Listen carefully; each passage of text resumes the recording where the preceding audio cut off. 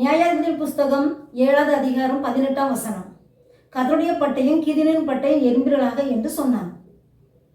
இஸ்ரவேல் ஜனங்கள் கர்த்தருடைய பார்வைக்கு பொல்லாப்பனது செய்ததால் கர்த்தரே இஸ்ரவேல் ஜனங்களை 7 வருஷம் மீதியானின் கையில் ஒப்பு கொடுத்தார்.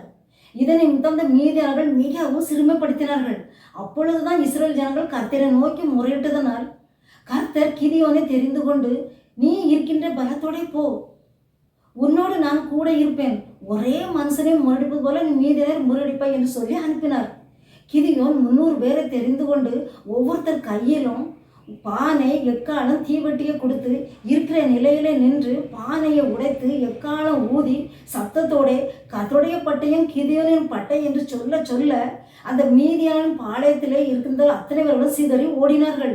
இன்னும் ஒருவர் பட்டயத்தை ஒருவருக்கு விரோதமாய் கர்த்தரை ஓங்க பண்ணினார். கர்த்தரே யுத்தம் செய்து ஜெயத்தை கட்டளிட்டார். பிரியமானவர்களே, நாமும் கர்த்தருடைய சமூகத்தில் அமர்ந்து ஒவ்வொரு நாளும் சத்தமிட்டு துதித்து ஆராதித்து பட்டயமாக வசனத்தை நாம் சொல்ல சொல்லதான் நமக்கு இருக்கிற பிரச்சனைகளை எல்லாம் மாற பண்ணி நமக்கும் ஜெயத்தை கட்டளிடுவார்.